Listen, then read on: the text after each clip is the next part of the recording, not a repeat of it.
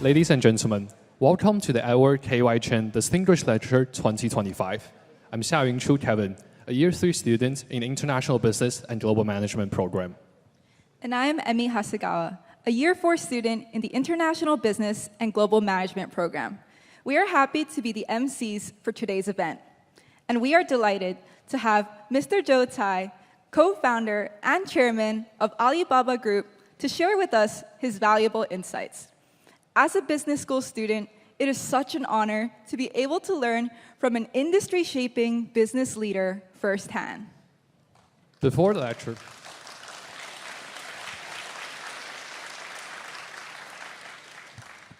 lecture commences, may we first invite Professor Hongbin Cai, Dean of HKU Business School, to deliver a welcome remark.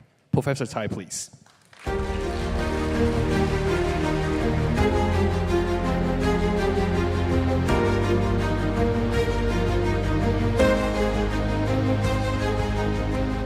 Professor Edward Chen,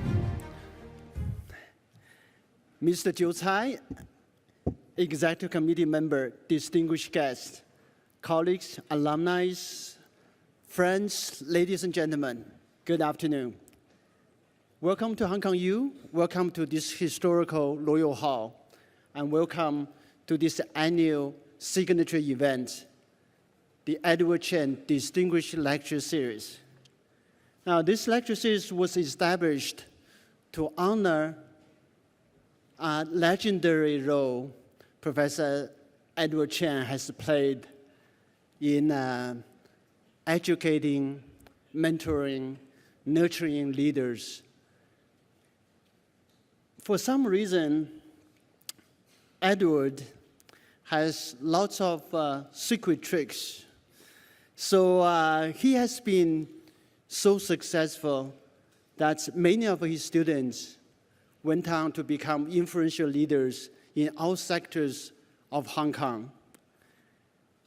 And Edward's legacy has inspired generations of teachers at Hong Kong U Business School and has become a cornerstone of our tradition. Recently, Hong Kong U has enjoyed lots of good news. Our rising rankings, QS number 11, surpassing many of the leading schools in the world. And there's a very little room to go further up. But we certainly will continue to work hard. And Hong Kong U Business School also, seeing our ranking in research, in other things, and be rising up over the years. But with all this, we must never lose sight of our core mission. Our core mission is always in education. Our mission is to educate and nurture next generation of leaders for Hong Kong, for China, and then for the world. So let's continue to follow Edward's example, committing ourselves to making positive impacts on our students, and they can go on to make positive impacts in the world. So please join me in giving a warm round of applause to the forever young Professor Edward Chen.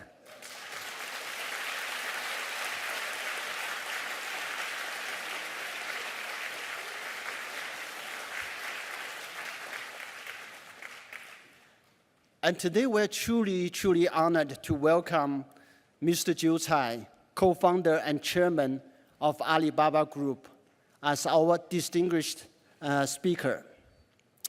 I think what I'm most impressed about Zhou is his extraordinary ability to reinvent himself and reinvent Alibaba time and again. So from his early days as a lawyer, as a banker, I was asking Zhou, why did he make that jump to join a small startup in Hangzhou, which was led by someone who couldn't find a job himself. And to join, and then to really transforming e-commerce in China. And then later on, investing in global sports franchises. And then when Alibaba needed him, went back to Alibaba to steer Alibaba to this AI and cloud era. So I think his journey is really a masterclass of courage, of vision, of adaptability, of greater leaderships for change. I think in today's fast evolving world, and this is very essential for any personal and business success. So at the Hong Kong U Business School, we too embrace this spirit of reinvention. So as AI and the global dynamics shifts at an unprecedented pace, we've been launching new programs, reforming our curriculum, refocus our research to remain on the forefront of business education. From our roots in Hong Kong, we've deepened our presence in mainland China with centers in Beijing, in Shanghai, in Shenzhen, while also expanding globally with a center in Vietnam and our Hong Kong U Europe Center or campus in Barcelona. So to our students and alumni today, whether you are navigating a competitive job market or a fast-changing industry, I think the ability to embrace change and reinvent yourself and your business is absolutely crucial. So I'm sure Joe's insights will inspire all of us. So thank you so much, Joe, for joining us. We are so delighted that you are here. Let's get started. Thank you. Thank you, Joe.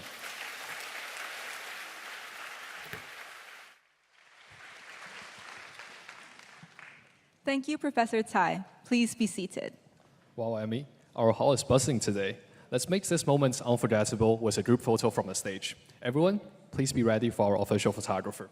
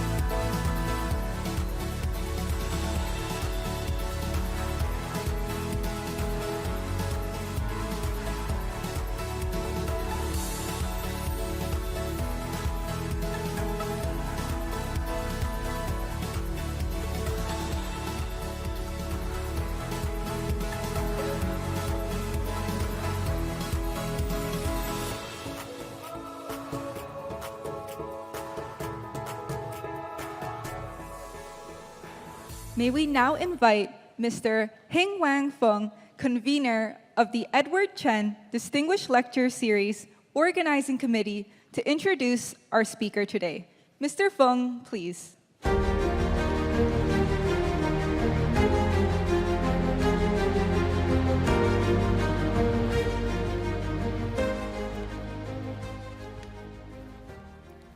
Good afternoon, everyone. It is a genuine privilege to welcome all our distinguished guests, esteemed faculty, fellow alumni, and students to this Edward K.Y. Chen Distinguished Lecture. While there are many distinguished guests in this hall, in the interest of time, allow me not to address any of them individually, but just say, all protocols observed. I trust none of you would want me to stand between you and our speaker for too long. Let me now start with my pleasant duty of introducing the speaker. Ladies and gentlemen, we're living in a moment of profound global transformation. The question of what drives economic growth in the world's second largest economy is not just an academic exercise. It is a critical puzzle for business leaders, investors, and policymakers worldwide. To explore this vital topic today, we are incredibly fortunate to have with us a visionary who has not only witnessed China's economic metamorphosis, but has been one of its principal architects. It is my pleasure and honor to introduce our guest speaker, Mr. Zhou Cai, the co-founder and chairman of the Alibaba Group. Many of you know the story. In 1999, when the internet was dawning, a former teacher named Jack Ma had a bold vision. He found his perfect partner in Zhou Cai, a Yale-educated lawyer with a deep background in private equity. While Jack was the charismatic heart of Alibaba, Zhou was the strategic and financial backbone. He structured the company, secured its early funding, and for over 2 decades has been the steady hand guiding its growth from a humble apartment startup to a global technology titan.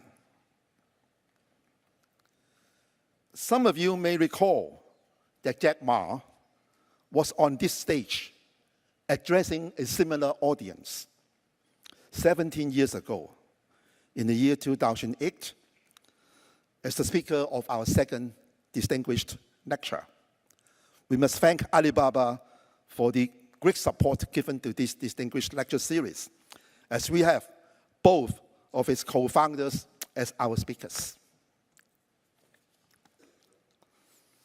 As chairman of the Alibaba Group, Zhou's purview extends far beyond e-commerce. He oversees Alibaba's strategic acquisition, its global expansion, and its long-term vision. But to define Zhou Cai solely by Alibaba would be to tell only half the story. Beyond Alibaba, Zhou is a renowned investor and philanthropist. Through his family office, the Blue Pool Capital, he has a panoramic view of global technology and innovation trends. Furthermore, as the owner of the Brooklyn Nets, the New York Liberty, and a number of other sports organizations, he understands the power of building global brands and fostering community, a skill set highly relevant in today's interconnected world. He is also a proud member of the university community, holding both a JD from the Yale Law School and a BA in Economics and East Asian Studies. He has conferred an honorary degree in social science by the Education University of Hong Kong.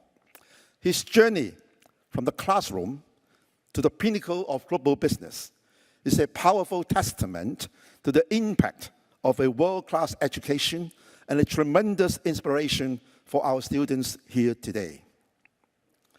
His diverse roles, founder, chairman, investor, and philanthropist, give him a unique and invaluable perspective.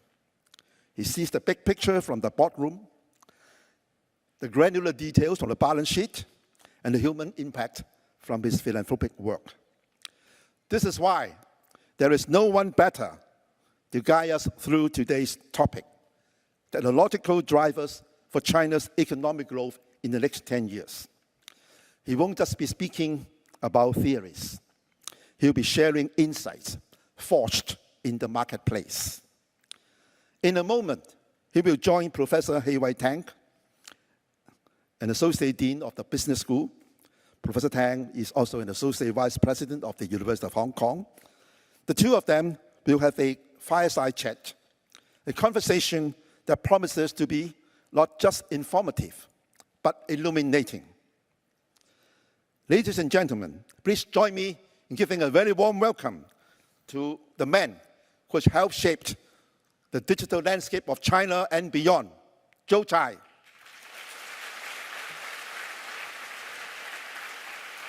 Thank you, Mr. Fong. Please be seated. Without further ado, let's welcome Mr. Zhou Cai, co-founder and chairman of Alibaba Group, to proceed to the stage for the fireside chat, please. May we also invite the moderator, Professor Hei-Wei Tang, Associate Vice President Global of the University of Hong Kong, and Associate Dean of HKU Business School, to proceed to the stage. We will now pass the floor to Professor Hei-Wei Tang. Professor Tang, please. All right. So first of all, I have never seen so many people in Luk Yo Hall. You know, Joe, this is our oldest lecture hall at Hong Kong University. We could have picked a bigger lecture hall because we have never seen such a quick and massive response after we sent out only one email about this event. Within 2 hours, we had more than 1,200 people sign up for this event. If we let it last for 2 more days, I bet we'll have more than 100,000 people who sign up for this event, and then we have to rent the new Kai Tak Sports Stadium for you. But anyhow, welcome to Hong Kong University. So glad to have this opportunity to speak with you. So today's topic is very timely, and it's a grand topic. I know you just rushed in from another event, so I'm going to give you a soft start to talk about something that is truly deep into your heart, and that is sports. Everyone knows that you are not only the chairman of Alibaba, but also the owner of Brooklyn Nets. And most recently, you brought your own team to Macau to compete with Phoenix Sun. And I was told that it won, right? We won 1 game and lost 1 game. Okay, so I knew the one that your team won. But my first question to you, which is also very interesting for our audience, is that when did you get interested in investing in professional sports? Yeah. And what kind of opportunities you think NBA can bring to China? Professor Tang, before I get into the question, I first just want to express my deepest appreciation. I feel extremely honored to be able to be on this stage. I'm no Jack Ma, but to have this opportunity to share ideas. When you guys approached me, this is a lecture series, and I said I didn't want to stand up on the podium to lecture people. I would prefer to do a fireside chat format so that we could sort of exchange ideas, and in honor of Professor Chen. And so I look forward to this exchange, and also I understand there's a little bit of Q&A later on with the students in the audience. So I really look forward to that. So thank you very much. Thank you.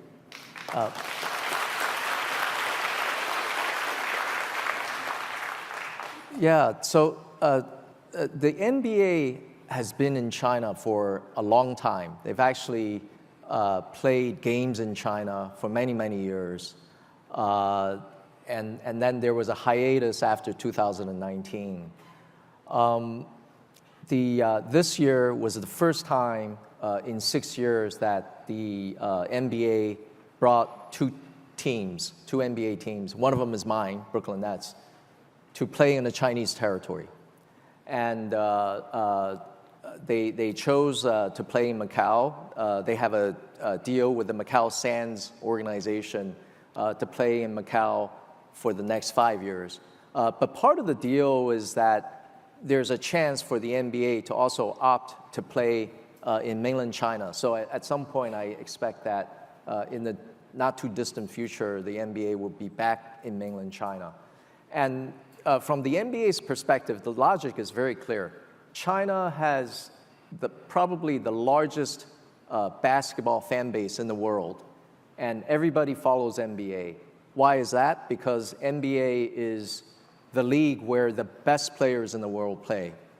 About 30% of the NBA's players are non-American. They come from all over the world. They come from Europe, Eastern Europe, Australia, not many Asian players, but of course we hope that in the future China would develop its basketball program and we can see another Yao Ming in the NBA. So the fan base is huge in China. So it makes a lot of sense for the NBA to come back to China and play games so that the players can interact in person with the fan base. And of course, during all these years, the NBA's games are always broadcast in China through central television and also on streaming media. From China's perspective, it's equally as important for China to be engaged to the rest of the world and to bring the best part of sports and other aspects of culture from around the world to China to interact with the fan base in China. And so this time we get a huge, very warm welcome from the China side of things, and because the NBA is so popular. And the games are a huge success, and we actually gave the fans a very good showing in terms of the competitive level. One game went into overtime. The other game was, I think, we actually won. We lost the overtime game, but we won the game by like 3 points the second night. So it was a great experience, and I'm just very positive about this kind of cultural exchange and sporting exchange. I just wanted to mention this idea of using sports to bring cultures together is very, very important. A big part of my philanthropy in China is all about sports, investing in sports as part of education. And I have a program to bring middle school kids, 8th graders that are about to go into the 9th grade, for them to send them to the United States for high school, 4 years of high school, to play basketball, but more importantly, to get an education in the US. There's a little bit of replicating my own experience, because when I was young, I left Taiwan when I was 13 years old, and then I went to the US for boarding school and university and so on. And this program is actually both developing the next generation of basketball talent in China, but also giving the kids an opportunity to see what's outside in the world. And also, I think the biggest beneficiaries are the high school kids in the US, the Americans. They see these kids coming from China. They've all read about China, but they don't know, they haven't interacted with people, individuals. And we select the best of the best, both from an academic standpoint and also basketball skill standpoint. And they come into the US environment, and they become part of the community, and they're well loved in the community. So this is great. This kind of people-to-people exchange is so important, and I believe if I have the resource and ability to do that, I will always support that program. Great. So how many kids can get your scholarship to go to the US? It's very selective, competitive. So every year we select between 6 to 8 kids. Oh, okay. Those are really the best. Yeah. Yeah, I was hoping that my 9-year-old son would have a chance, but I guess it's too challenging. They can always try. Yeah. You're holding them back. Okay, great. Yeah, very encouraging. So great. Well, I didn't know about the philanthropy part of your sports business, but I hope that you can keep bringing your team to China to show us the best of the professional basketball in the world. Right. So my second question, before we really get to the grand topic, is about Alibaba. Your friend Jack Ma came here in 2008, and obviously you may still remember in 2008 what Alibaba was. But my understanding is, in the last 26 years, Alibaba was transformed into a pretty simple B2B e-commerce company to today one of the largest AI plus cloud computing company. Could you share with us a little bit about how Alibaba has been so transformative, and what are sort of the secret sauce of Alibaba that managed to turn itself into different kinds of companies every 5 to 10 years? Yeah, just a little bit of historical context. When I joined Alibaba in 1999, China's GDP per capita was $800. and today is $13,000. The growth has been tremendous. And I always tell my friends that I'm in a very fortunate position because I lived through the confluence of the rise of China as a manufacturing power and the economy of China rising, and the advent of the internet, the growth driven by the internet. And sort of sitting at the intersection of that, I was able to, from the Alibaba vantage point, witness this sort of dual engine growth. It was quite tremendous. And Alibaba's original idea, like you said, is a B2B website because Jack thought that he wanted to use the internet to level the playing field for all the small businesses in China, trading companies, small manufacturers, which, if you recall, before the WTO, China entered the WTO in 2001, but before that, international trade had to be done through state-owned trading companies. But once China entered the WTO, it opened up trade. And that was the beginning of China's development as a manufacturing base, because people started to set up factories. They could see opportunities to trade using the internet to trade with the rest of the world. So Alibaba's inception was a business-to-business website. We sold things, we help small businesses sell things wholesale.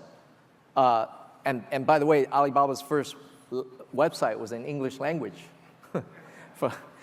because it was facing to buyers around the world, right? It was an outside-facing website. And then we evolved from B2B commerce to consumer commerce, which became the largest consumer shopping platform, Taobao, today. We also developed payment because there was a pain point. Buyers and sellers didn't trust each other. Buyers didn't want to pay first, and sellers didn't want to ship the product. So we invented a thing called Alipay, which in its original form was an escrow system to allow the trade to happen. And then we got involved in logistics, and so on and so forth. And you ask about the secret sauce. I think the secret sauce is that a good company always develops when they follow customer needs and customer demands. We basically follow what our customers wanted, and we developed everything organically. I would always, if you people in the audience here, the students later on, you will go out and found companies. You would always want to favor organic development over acquisitions.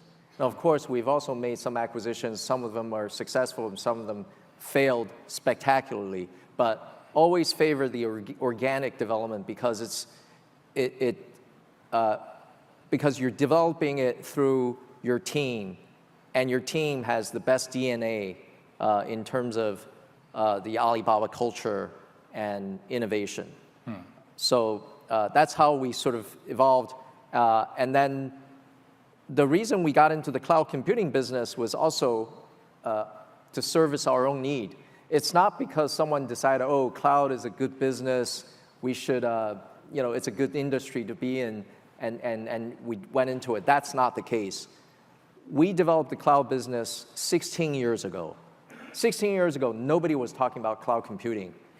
And we said, we were looking at all the data we were managing, and the consumer platform was handling massive amounts of transactions.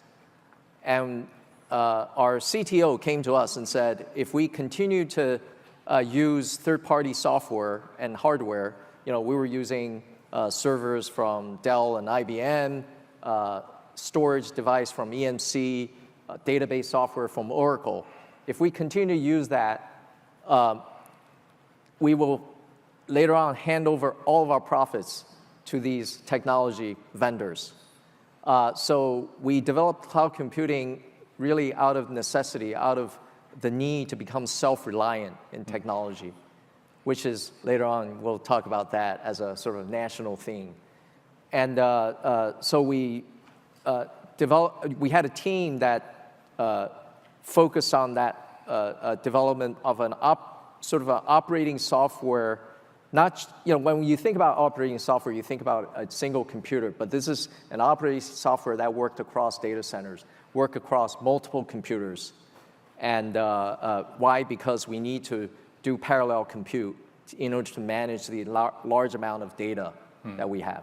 That's the genesis of our cloud business. We really ate our own dog food, right? And used the technology ourselves. And then later on, we decided, this technology is so good, why don't we open it up to third-party customers? And that's how we went into the cloud business. So I'm going to come back to the open source strategy. And we had a conversation last week about this. But today's theme is broad and deep, and is obviously very, very important. Let me give a short introduction about why we picked this topic. Last week when we had a conversation, the first thing that Joe told me is, I'm not a good trade or macroeconomist, but you got a degree from Yale, major in economics, so I don't know how that can be. And very quickly you convinced me that you're actually a very smart and savvy economist, may not be a macroeconomist. And then I explained to him that Edward Chen is one of the most influential economists and trained in Hong Kong and trained so many generations of great students who have become very successful in the private sector and also in the government. So I said, we don't have a lot of leeway to adjust the theme. It has to be about China's economic growth. So we added technological drivers, knowing that you invest a lot in technologies, and obviously Alibaba has been doing great on that front. Why 10 years, right? In 10 years, 2035, the Communist Party, the Chinese government, has targeted that to be the year to turn China to be a mid-level developed economy. What does it mean? I actually don't know. But just imagine that we need China to have a GDP per capita around $30,000 US, which is possible. And interestingly, between the meeting we had last week and today, the Premier of China, Li Qiang, gave a speech in Shanghai saying that in 5 years, 2030, China should have around $24 trillion US in GDP. So what does it mean? It means that from now, which is around 20 trillion US dollars GDP, to grow to 24 trillion, you are calculating the math in your head right now, I can tell. So that needs around 5+% nominal GDP growth. Which is not impossible, right? So suppose you have 4% real GDP growth plus 1 or 2% inflation, then you will get it in 5 years. So it's not a dream, it's totally feasible, but to have 4% real GDP growth, we need a lot of innovation, and the innovation needs to be turned into productivity growth. So here comes the general question for you, okay? What are the key or influential features in China's national tech plans that you think will guarantee that kind of success in the next 5 years or in the next 10 years? Yeah, well I think this is a very topical question because China just published the 15th five-year plan from the Central Committee. And I think some of you might have read the whole plan. I read a summary of it. But there's really two major takeaways from the five-year plan. Number one, China wants to continue to be a manufacturing powerhouse. I think the emphasis on the manufacturing economy, which is part of the real economy, is right there. That's what the leadership in China has clearly stated. This is where we want to be. You compare China to the rest of the world, consumption is actually a very small percentage of GDP, less than 40%, whereas in the United States, consumption is 70% of GDP, right? So China is actually making things. China is looking at GDP growth from production and, to an extent, exporting that production to the rest of the world. Because China is, I believe today and 10, 20 years from now, China will continue to be the manufacturing base to supply the rest of the world. So that's number one. Number two, the plan says we want to become technology self-reliant.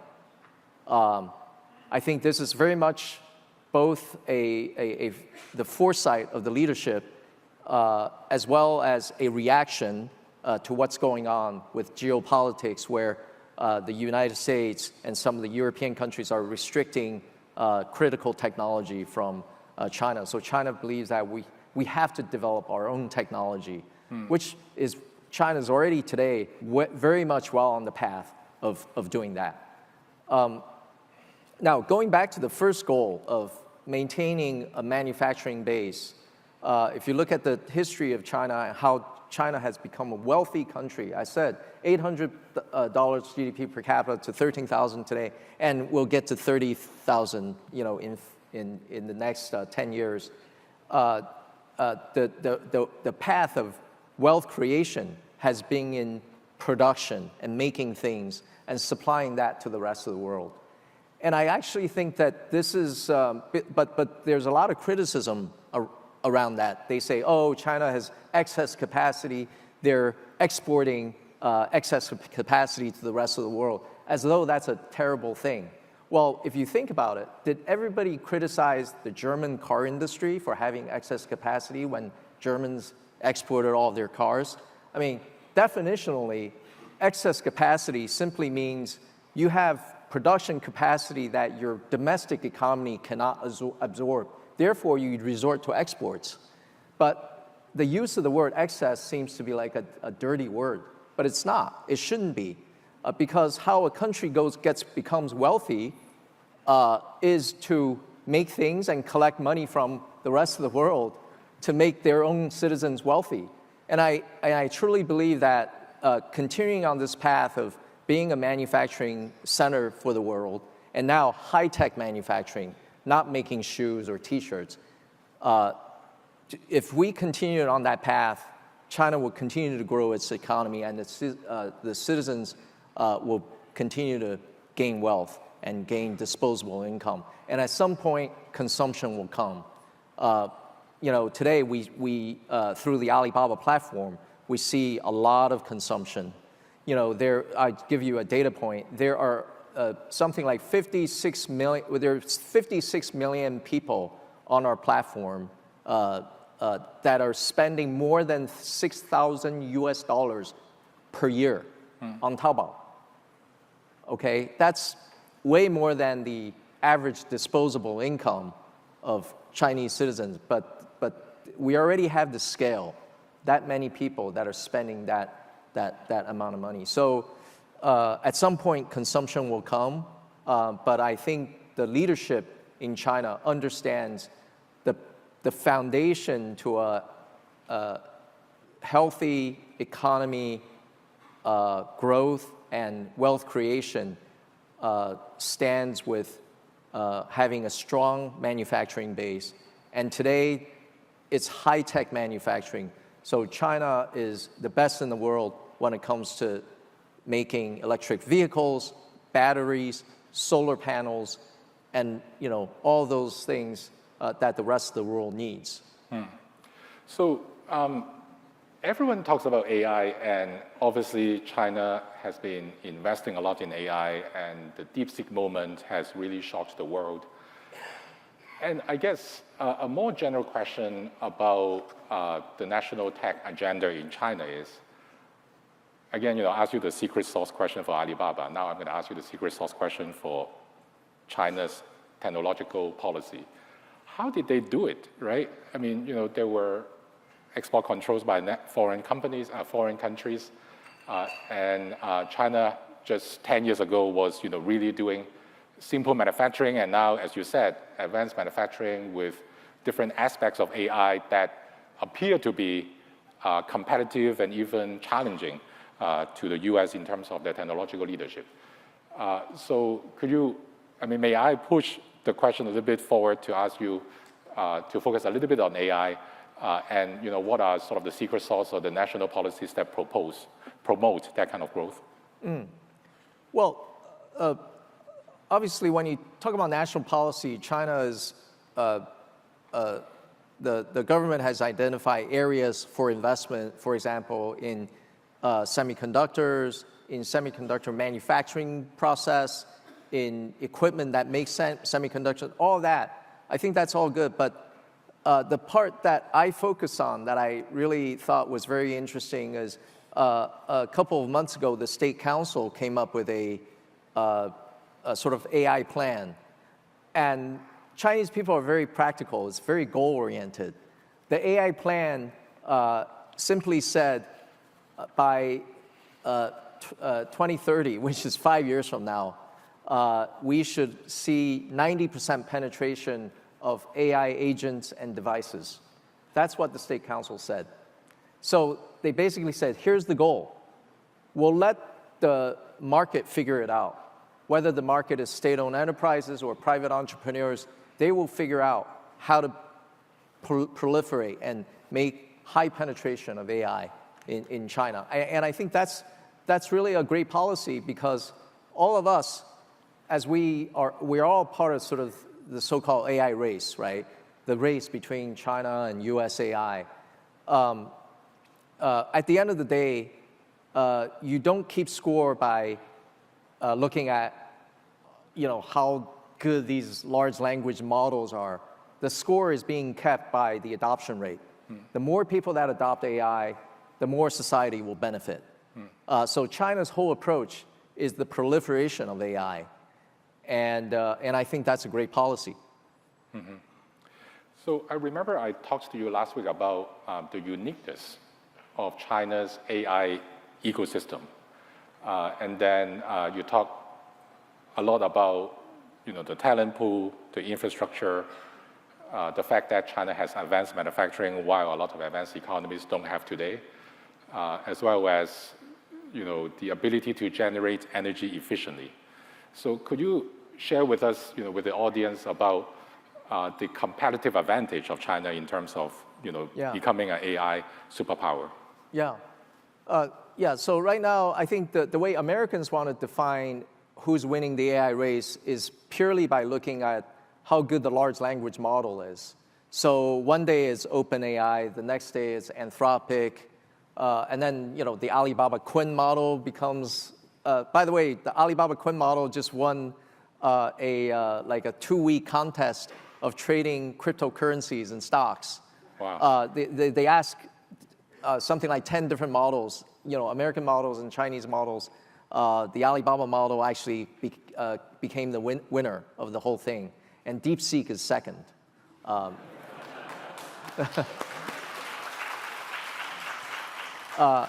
By the way, huge amount of respect for DeepSeek, our neighbor in Hangzhou. They're doing incredible work. So,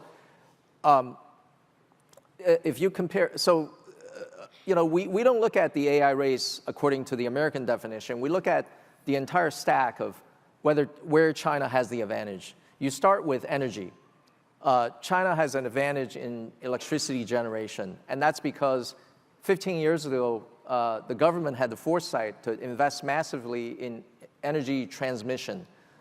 When you generate electricity in the north, it has to be be transported to the south, right? And when you generate electricity, especially in clean energy, where there's sun, there's wind, there's water, not necessarily is where they need the electricity. So it has to be transmitted to somewhere else. So the state grid in China, there's 2 grids, right? There's a north and south. They make $90 billion of capex annually. The United States, 30 billion only. So the United States is massively underinvesting in electricity transmission. And, but China has been doing this for the last 15 years. And the result of that is China's installed base of electricity generation capacity is 2.6 times that of the United States. And even better, the net additions to capacity that China is putting in is 9 times that of the United States. So China's growth in electricity capacity is much, much faster than what's going on in the US. And most of the net add increase is in clean energy, solar power. Okay, the end result of all of this is that China's electricity on a per kilowatt hour basis is about 40% cheaper than that of the United States. So China has an energy advantage in AI, because when you burn all these GPUs, train large language models and run inference, you're burning energy, lots of energy. The big difference between machines is machines eat a lot of energy, but the brain operates on very low energy. So that's the one thing. And then we look at how much it costs to build a data center. So it's 60% cheaper to build data centers in China. This is before you buy the chips, the GPUs. And then you look at the model development. I actually think that the Chinese models are not very far behind the United States. And there's a reason for that. China has a lot of engineers, and it's the country that produces the most STEM students every year. And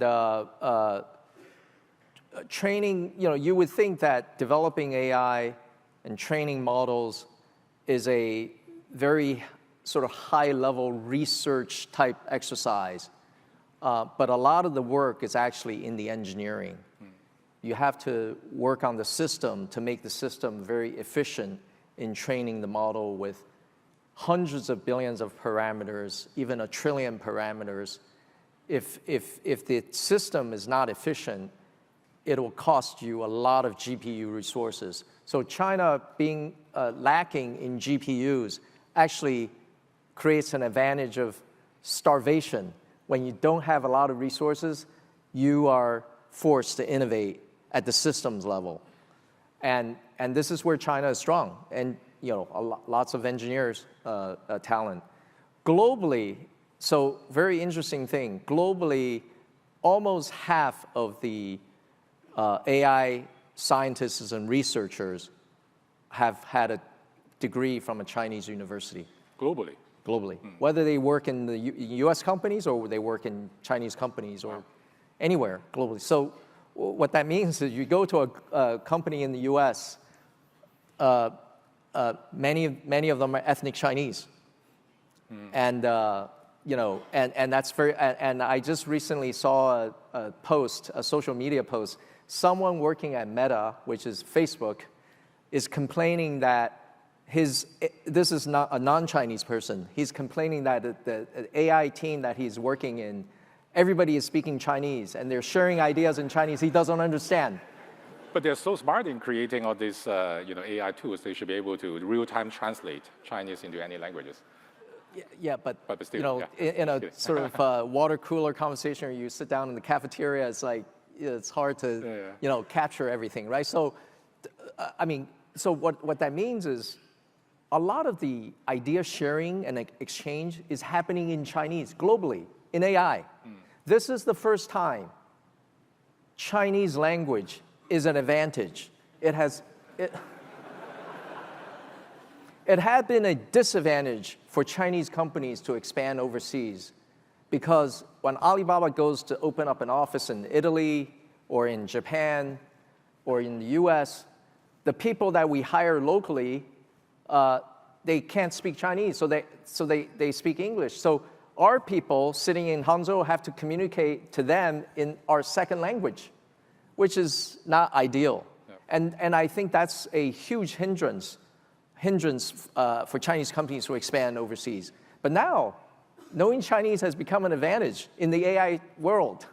And that's very, very interesting, right? So anyway, I've just listed a number of these sort of advantages that China has, but the biggest advantage is that I believe the approach that Chinese companies are taking toward the large language models, which is open source, will accelerate the adoption of AI. and will really make the really realize the proliferation of AI that would benefit broader society. Okay, and the reason open source is so important is that it is cheap. It actually doesn't cost anything to use open source models. Alibaba has our version of, we publish many versions in the open source, and we're available in all the open source marketplaces in the United States, around the world. People can just take our model, download it, and put it on their infrastructure or put it on their notebook computer and start running AI at no cost. So the open source approach is helping the proliferation of AI, whereas in the United States, if you want to use AI, you got to pay OpenAI a lot of money to use AI. So I think that's ultimately the advantage of China, because the winner is not about who has the best model. The winner is about who could use it the best in their own industries, in their own lives, and that's going to be in China. So what is the fundamental reason behind the differences between the Chinese AI model that emphasize on open source and the US model that is more private, closed source with data and all these models that are sold on market price? I mean, is there a significant difference between the way that companies compete in different countries, or there are incentives again from the government that encourage them to be more generous about their resources? Okay, well, let's say I'll give you an example. You take a Middle Eastern country, let's say people in Saudi Arabia.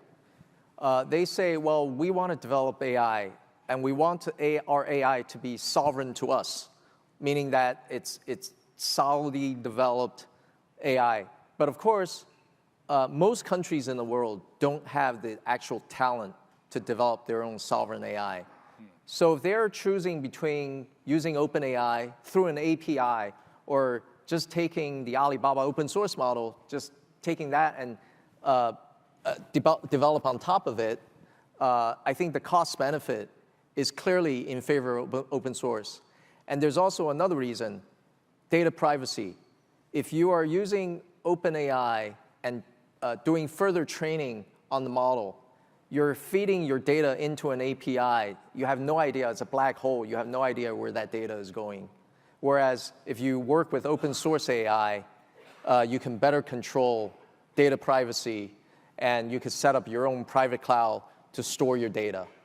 And so globally, as both public, like governments, and also private enterprises look at which AI I should adopt, I think they will lean toward developing open source AI, or developing on top of open source AI, for cost reasons and for data privacy reasons.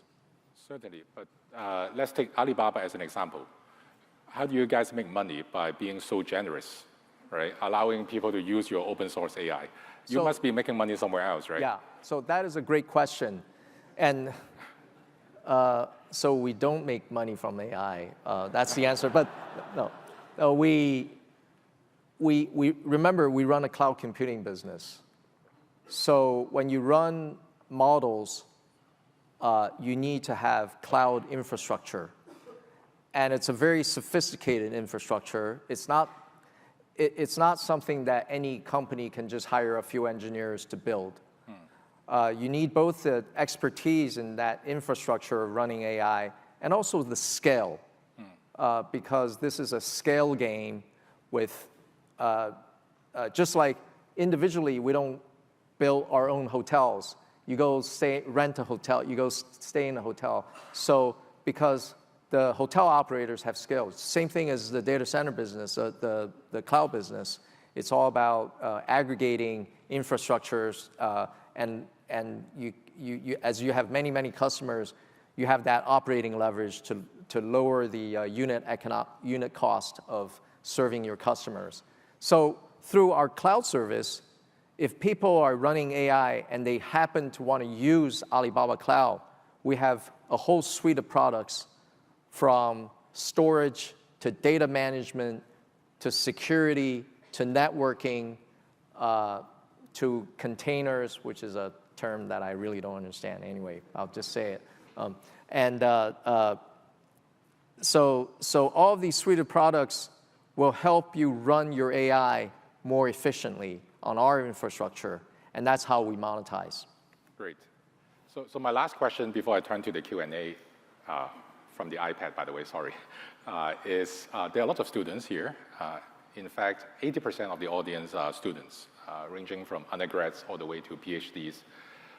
And Joe told me he's very excited about seeing so many students because he's used to seeing, government officials and businessmen, investors, and students, not some people who he commonly sees. So he's very happy to provide advices.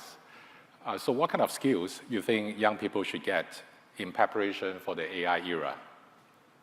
Or what majors they should specialize in? Yeah, I think those are two different questions, like skill set and expertise in a subject matter. Those are two slightly different questions.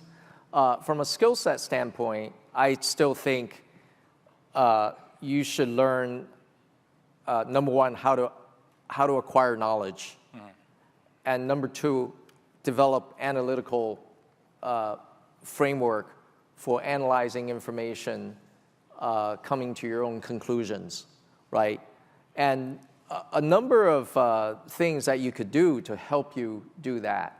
There's no one lesson or one thing that help you with improving your analytical capabilities. For example, I always still tell people that they should learn some kind of computer code. It's like learning a foreign language. A foreign language is, you learn to communicate, let's say in Spanish with someone in Spain, French with someone in France. A computer language is you're communicating with a machine. You're telling the machine you're instructing the machine what to do. And there's a lot of logic behind, that language. How do you construct the right instruction to tell the machine to do the right thing? And that process itself is a thinking process. So I still advise kids to learn coding, even though today with all of these vibe coding tools, you actually don't need to learn a computer code. You just use natural language to tell the tool how to write. The purpose is not to actually operate a machine. The purpose is going through that thinking process. I come from a legal and finance background. In finance, what do people use? Spreadsheets. I tell my kids, you should learn how to work a spreadsheet because constructing a formula in a spreadsheet and make it work, you just type in one number and it just, the number just sort of calculates itself, the formula calculates and then you have the results. It's a beautiful thing. And if you know how to work a really good spreadsheet, that's a thing, you're going through that thinking process. So skill set wise, I think learn how to acquire knowledge, learn how to analyze and think. And also an important skill is to ask the right questions. That's one thing. The other is sort of subject matter. I have been telling kids, young people, two subject matters that they should study. One is data science. It's a fancy term for statistics. It used to be called statistics. Now people call it data science. Because in the future, we're going to see data explosion. The more digitized the world, the more data you will acquire or the company will acquire. And understanding how to manage that and analyze data is very important. Now, having done the data side, you wanted to touch upon the human side of things. So study of psychology is important. Psychology and biology helps you understand how the human brain works. I still think, as I said, it is still the most efficient, energy-efficient machine there is. And understanding how the brain works is quite important. A third thing is, it just came up. I think a lot of kids today are not learning computer science, but instead they're learning material science. In the future, the world is, is being dominated by bits, but in the future, what makes the bits move faster is going to be atoms. Understanding how the atoms work is going to be quite important. People make semiconductors. There's going to be a lot of innovation in the semiconductor space. So I think material science will be an interesting thing to learn. Great. Basically, material science, cognitive science, data science, and we still need to learn how to code, not because we are needed, but we need to have logic in order to understand what AI is doing to us. So I think that's a very good set of recommendations. So Joe actually has a very tight schedule, and I know there are over 1,000 people here. So today we have a very special arrangement. There was a QR code for some of you to scan to ask questions, but it may be already too late because I already received 10 questions here. So you don't need to come out to the microphone because there's none. So I'm just going to pick the best questions. Some of them are a bit interesting, but don't blame me for asking them. If you don't feel comfortable, don't answer them, but I'm pretty sure you have a way to deal with it. First, a little bit of promotion. Joe, do you know? We actually have a John's degree with Alibaba Cloud Computing.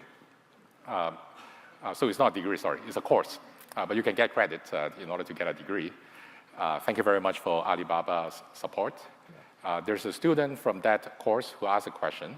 Alibaba Group has been a driver of changes across industries.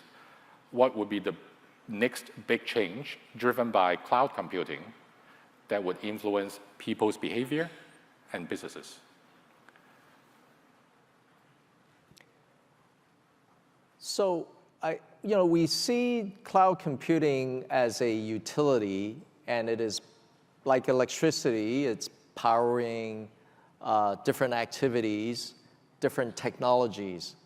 And the hottest area in cloud computing is obviously AI, because cloud is powering the usage, both the training of the AI models, but also the usage, which is the applications, the inferencing of AI.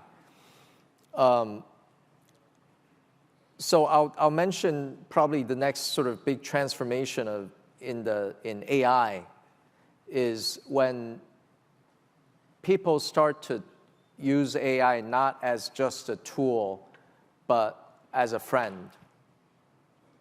Right now, AI seems to be more of a tool.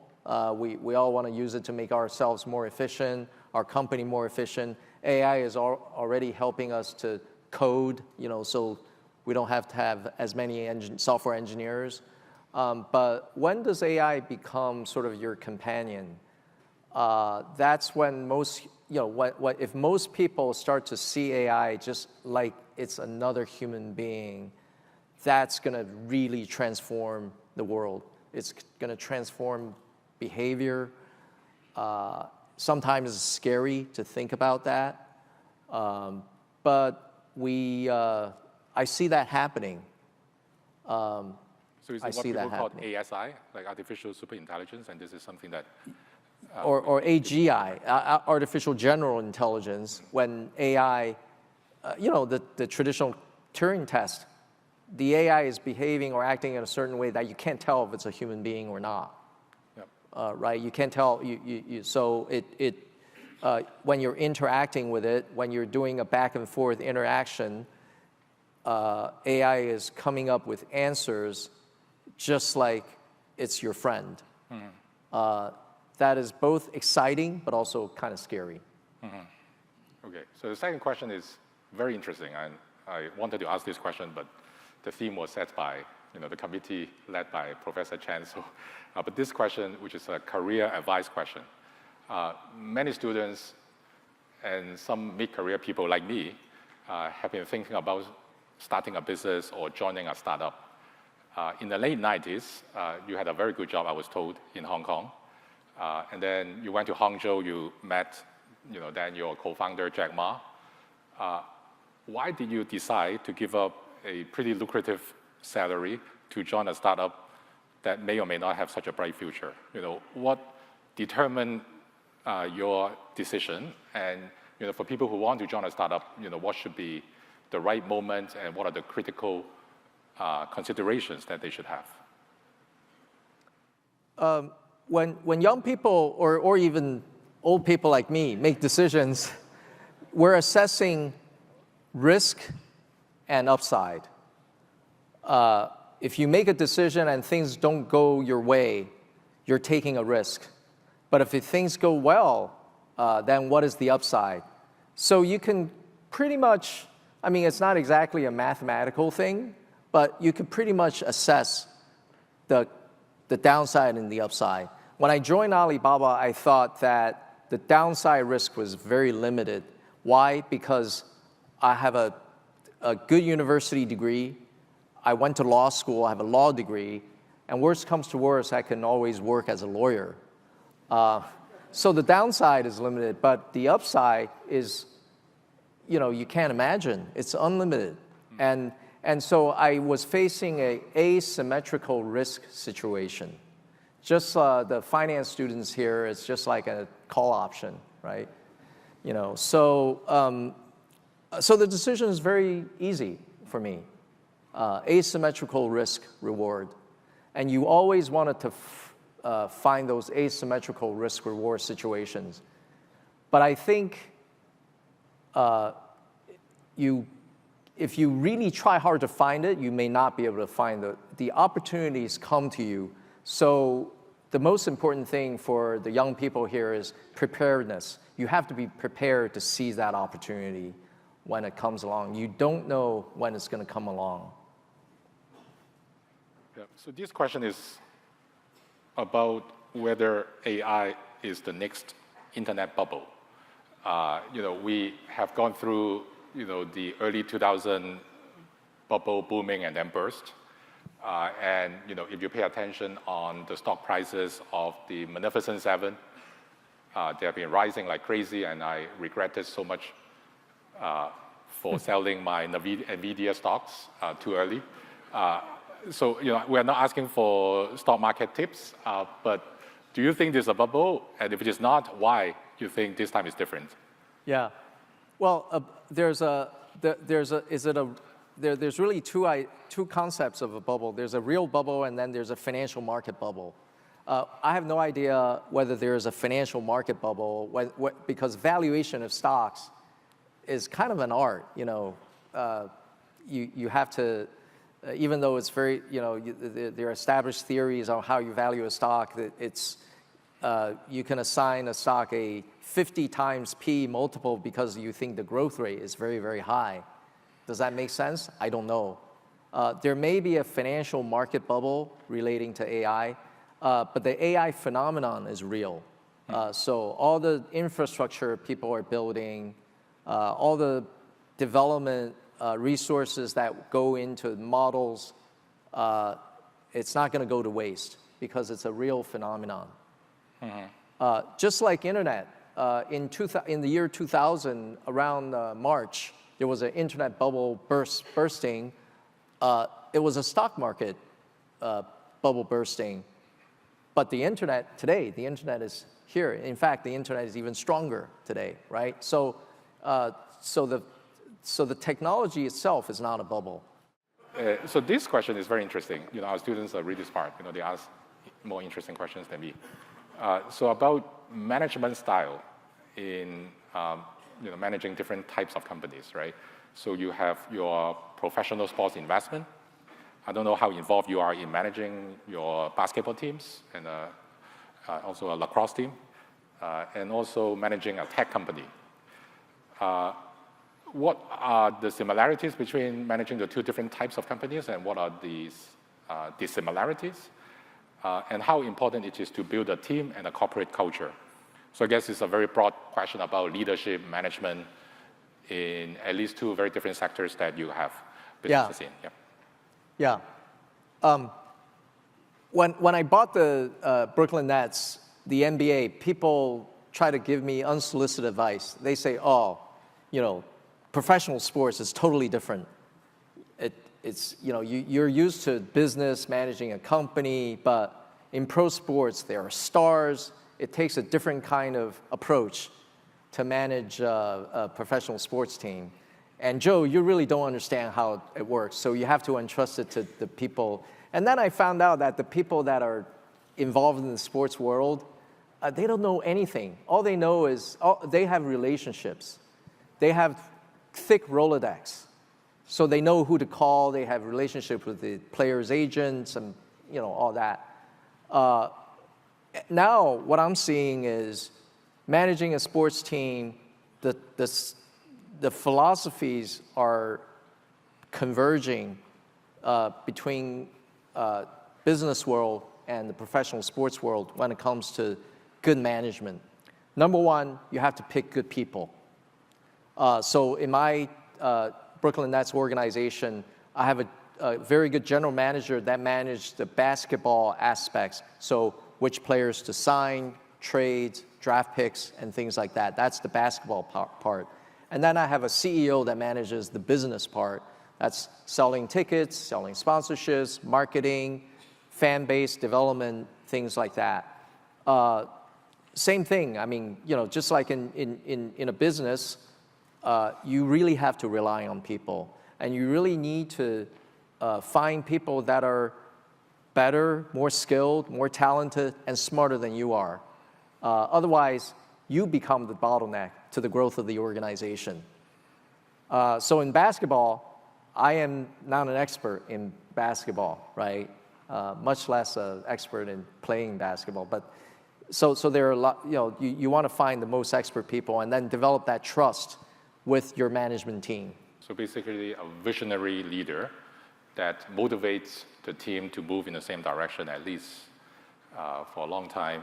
How about compensation? Do you have to pay your employees at Alibaba as much as you pay your NBA players? Yes. So, yeah, I mean, look, it is, you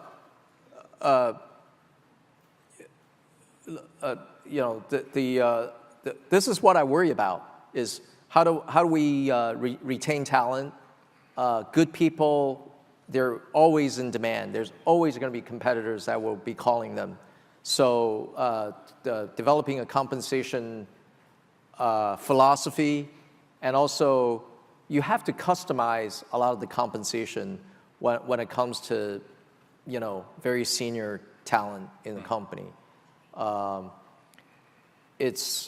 see my job as, because every time, you know, we have a compensation committee on the board that's independent directors, but the independent directors are not very familiar with the operations of the company and with individuals in the company. So my job is to communicate how important our team is to our independent board and the comp committee so that I can convince them to pay them a lot of money because they're worth it. Great. So we have a few minutes left.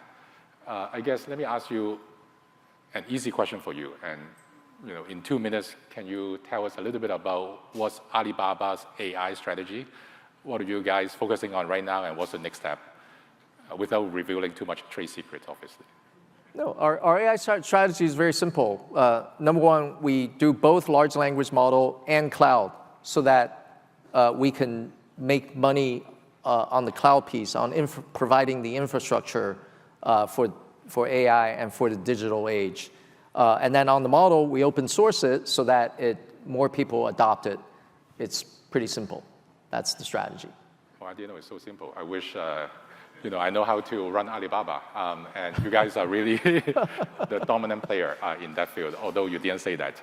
I would like to conclude, but usually for the tradition of this lecture series, we'll invite Professor Edward Chan to give a concluding remark.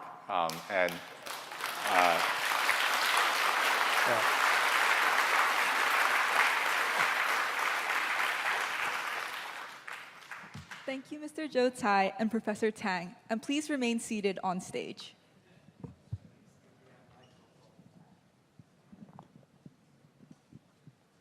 Thank you. Thank you very much, Mr. Cai, for coming to honor this occasion. Your presentation was so clear.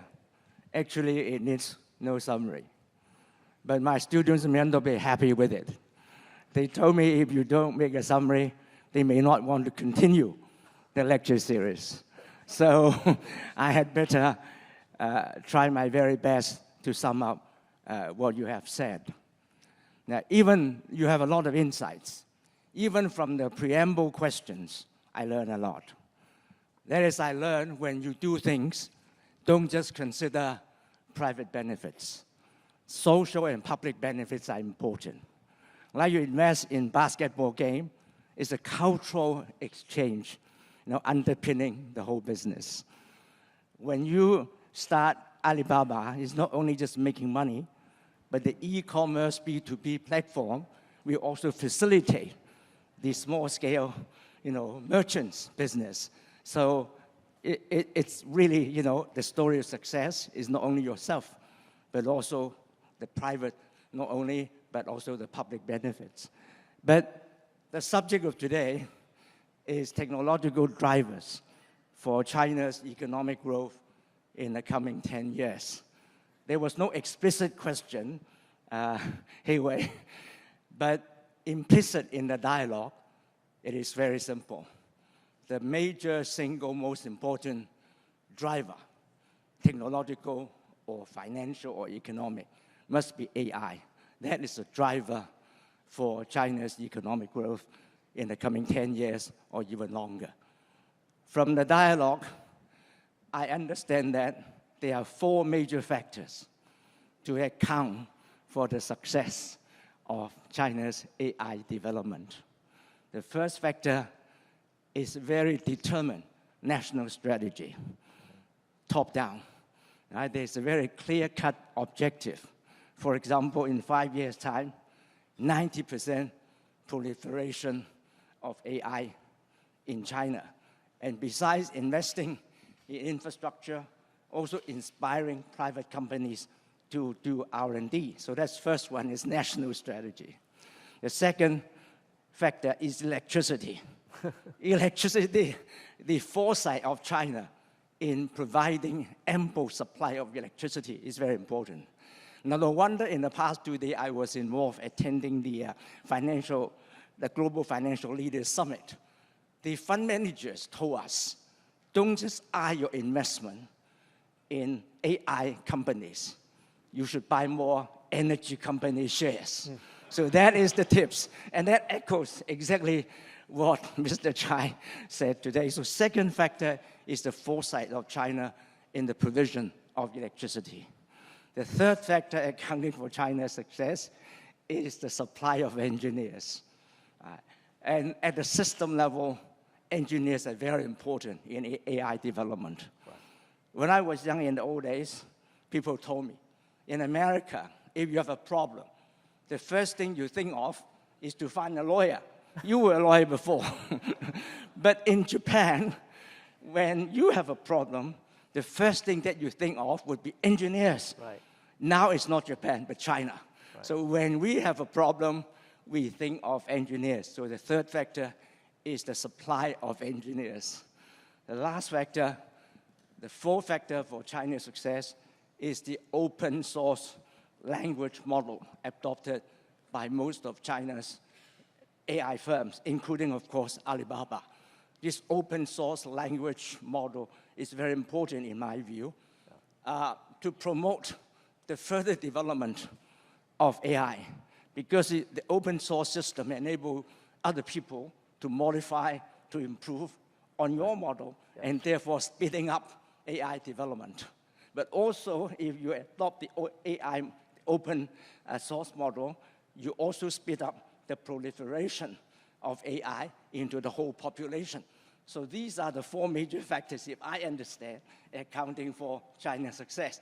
So China has a very bright future in AI, and I'm sure in a not too long future, China will overtake the United States in AI development. I hope that is your conclusion.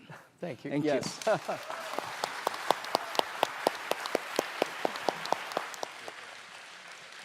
Thank you, Professor Chen. Please remain on stage for souvenir presentation and some group photos. Now may we invite Mr. Tsai to receive the souvenir and take a photo with Professor Chen, please. Mr. Tsai, please.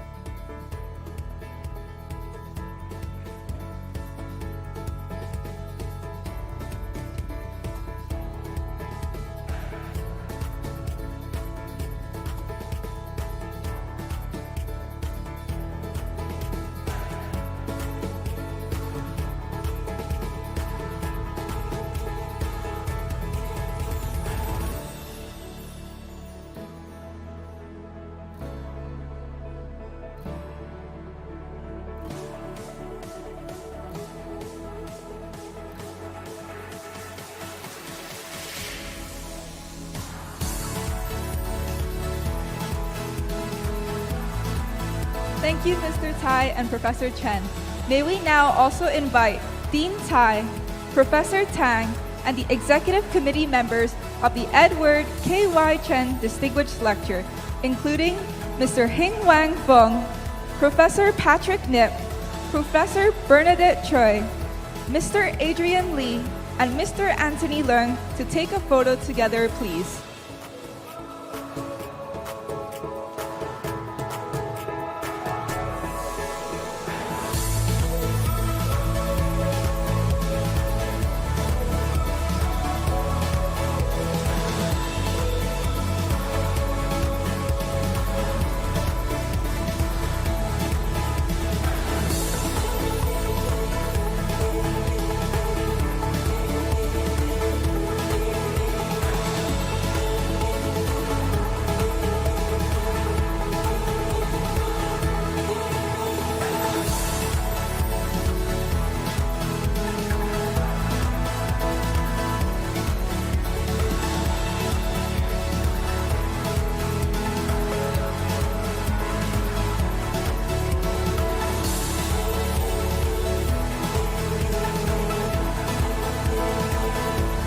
This is the end of tonight's lecture. Thank you once again for joining us.